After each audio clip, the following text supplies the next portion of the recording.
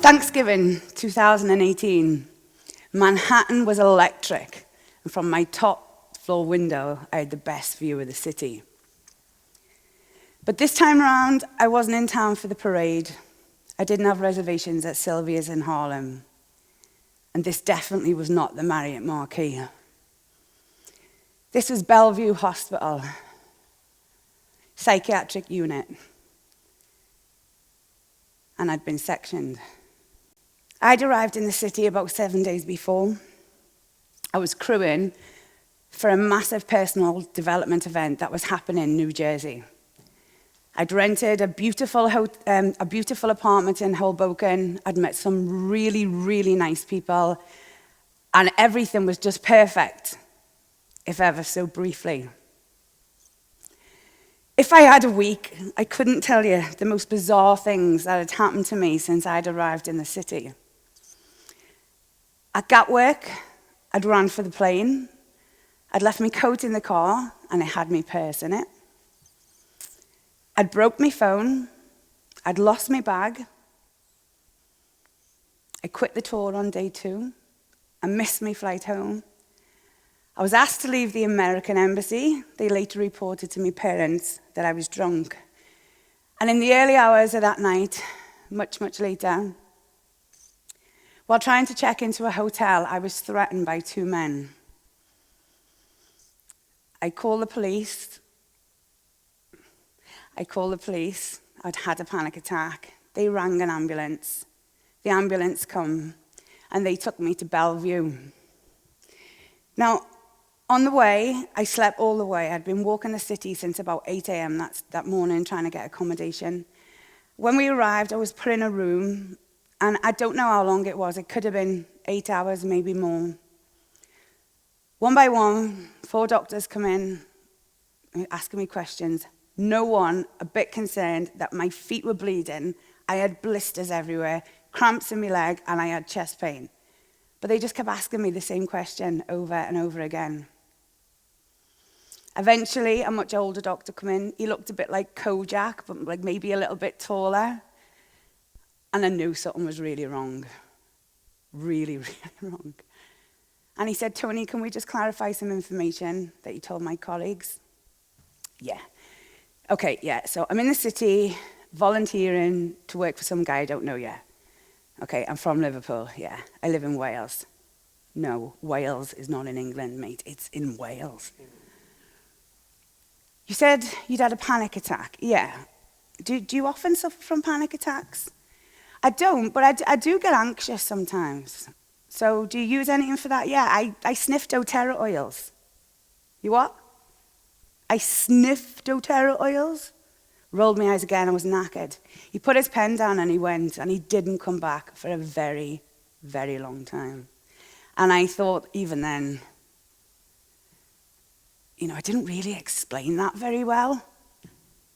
I use aromatherapy oils like lavender and peppermint to help me sleep, give me clarity. I've been using these for years. When he comes back, I'm going to tell him that. He came back a long time later. I was asleep on the desk. He woke me up and he said, "Tony, I've been on the phone to your parents. You need to go into the hall. There's a phone on the wall. Ring your mum and dad. They're expecting your call." I was like, I just woke up. How the hell did you get my parents' number?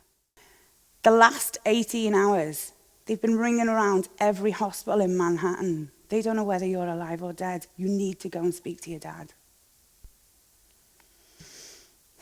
My dad had just had heart surgery. So I can't really remember the conversation, but the essence was something like this. "Look, love, you're not well. The doctors tell me you're in the middle of a manic episode. I've asked them to keep you there.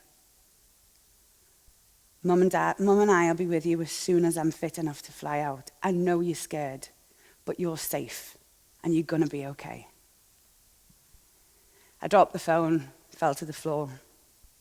I vividly remember it swinging, and I knew my dad was all these miles away in our hall in Liverpool at the other end of this phone. So I was taken for blood tests. I was showed around. I was taken to my room, which was massive. It was cold. It had these huge windows. Ooh, okay, so I am bipolar. My family back in Wales have been quite vocal about this for a while. And my parents have been saying things to me like, you're doing too much, you're losing weight, you're not sleeping, you're aggressive, you're snapping all the time.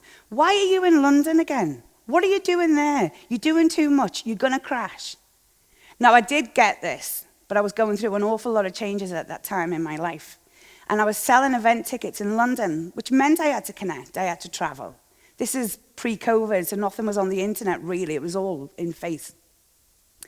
So I understood what they were saying. So the concerns and the comments of all my friends and family all come flooding back. Am I bipolar? You see, I've got a big personality. I have always been in the room. I thought I was outgoing. Now people are telling me I'm mad. For the first 3 days, I refused all medication.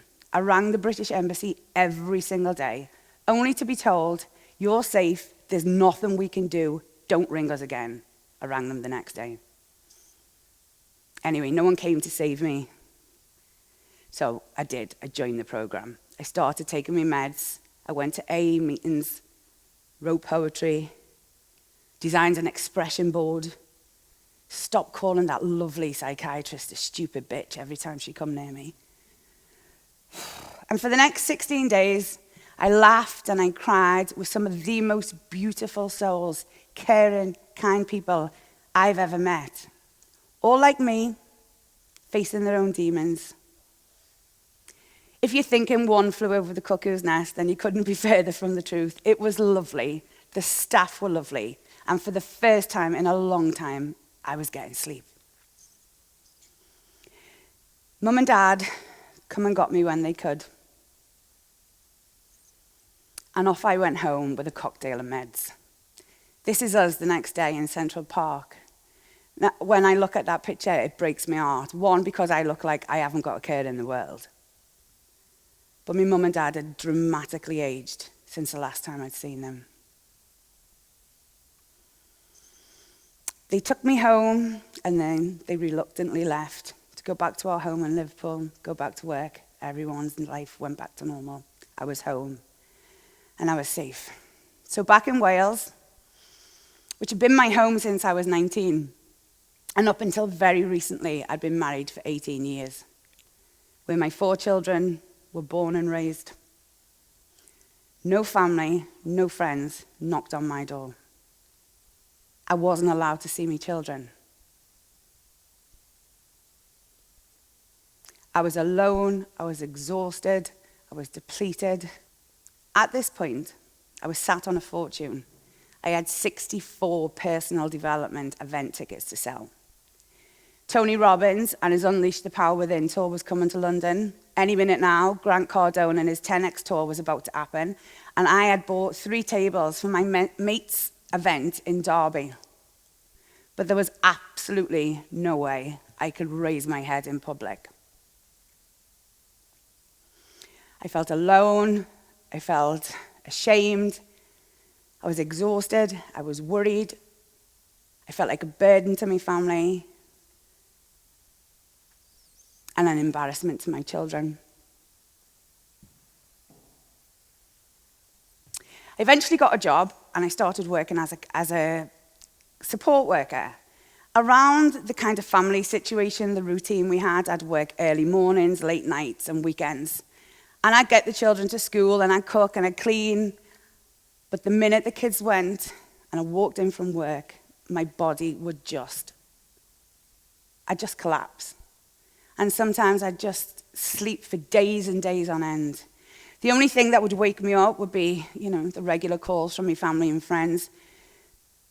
My family had took to FaceTiming me now to make sure I was out of bed. So I'd run down the stairs, fix me hair. Yeah, no. They all knew I'd just got out of bed. Of course they do. So when I couldn't sleep, or when I'd slept so much that I couldn't sleep no more, I used to go for a walk. And the noise, the rain, everything just would give me this fleeting moment of peace. No, I'd never do this. I couldn't do this to those that love me. I wouldn't do it, but it just made me feel safe. So I started learning everything I could about bipolar. I'd read books, although not much went in, because the medication I couldn't concentrate anymore. I'd watch YouTube videos over and over and over again. And then one day, I watched a TEDx talk. This lady, Ellen Forney, like me, was bipolar. The things she'd said, I'd heard a lot because, I knew everything about it right now. But this lady was 16 years stable. She shared a great routine. But she made reference to a lady called Kay Jameson, and she said that Kay gave her comfort in her hours of darkness. Who's she then? I watched and read everything that this lady had done over the 25 years that she'd been in the public eye. Like me, she'd suffered from bipolar. Hers come on at a very early age. But she was a psychologist. She was a professor of mood disorders. She was a psychiatrist. She was a dean at a university in Scotland. Her story was very similar to mine. Frenetic, worried friends, losing friends. It was just like reading my own story. She spoke about taking lithium and a near fatal overdose on lithium, but she kept coming back to lithium. Now, I was taking lithium. I knew I was taking lithium. So I started to study other people with bipolar. Mel Gibson, Brian Wilson, Richard Dreyfuss. They were all leading an exceptional life. They spoke about bipolar. Now, why are they okay and I can't get off the couch? Something was wrong. Something was very, very wrong. So, since being diagnosed, only once had I seen a psychiatrist. So I asked for a new one. It took quite a while, but when I seen the doctor, he agreed to slowly take me off my medication. It was olanzapine. Olanzapine is very addictive. It's an antipsychotic drug. It's given to people who have hallucinations, mainly in schizophrenia. Now, I'd never had them, so why was I taking that? I'd been given this and took without question 4 years ago. My lips would tremble. I gained a huge amount of weight. I couldn't concentrate. Every symptom I had. So, over the next 18 months, me and my doctor, we worked together, and in January of this year, I came off it. I still take a very small dose of lithium, but I came off the antipsychotic meds. I shook till about April. And then around about that time, my husband took our 2 youngest children away. My car was in the garage, and the internet had been cut off. I put my trainers on, and I hit the valleys. I went walking every day. I'd go to bed early. I'd get up early. I read some books that I hadn't read for a long time. Then I read books that were now resonating with me that I'd never read before. I read about dopamine. I learned about trauma and the effects of trauma, depression, and stress on your nervous system. I could feel myself coming back. I started my personal development journey when I was 19. I met a guy called Dave Keedy in the Liver buildings in Liverpool. Dave Keedy interviewed me for a job selling caravans in South Wales. Well, North Wales was only around the corner. I knew that. Surely South Wales is just underneath it. I said yeah, and I thought I'd be home by 7:30 most night with the girls who were sat in the audience. But that wasn't the case. But he gave me my first book. The first book I'd read since leaving school by Tom Hopkins, Now, Tom Hopkins taught me about mindset, the importance of setting goals, And Dave Keedy taught me tenacity and how to use a tie down. And that's all I needed. Now, I still have goals. I've got a big one, and I'm going to share it today just so I make sure that I hold myself accountable to this. So my goal is in 2027 to run the New York Marathon. I want to run past that hospital living my best life, healthy and fit. But while I'm there, I'd also like to go back to that hospital and to talk to people like I am today, who sat in the chairs that I used to sit in, and tell them that it's possible. With the right influence, the right attitude, if you are courageous, it is possible to turn yourself around. Now, I'm going to leave you with this. The late, great Jim Rohn says this, that you are the average of the 5 people you spend your time with. Now, alongside my wonderful family and my amazing friends, there's 5 people that I have learned an awful lot from. I call them the greats of human potential. Now, they're all on the internet, and I urge anyone, if you're struggling in any area at all, to find someone who's been there, to learn from them, to watch them, to mirror their habits. It's just a click away. There is so much out there. But these are my 5 favorites. Dr. Wayne Dyer says, if you change the way you look at things, the things you look at change. Eckhart Tolle, the power of now. When you're worrying about what's happened and worrying about what's coming, all you're doing is robbing yourself of today. Be present. Accept things as they are. And just be. Andrew Huberman. He's a neuroscientist at Stanford University. He talks about dopamine, the effects of trauma, like I said, on the brain. He does amazing interviews. This guy completely changed the way I think about my mental health. He's amazing. Now, Tony Robbins, what I take from him is this, that progress is power. Some days I would only get, maybe at 10 o'clock at night, from the bed to the couch, but I got there and I took that as a win. I have to do 2 of his because he's a great. This too shall pass, the good times and the bad times. When things are going bad, be courageous. When things are good, be humble. Because believe me, life can change in the blink of an eye. And finally, Les Brown, who says this, if you're going to fall, fall on your back. Because if you can look up, you can get up.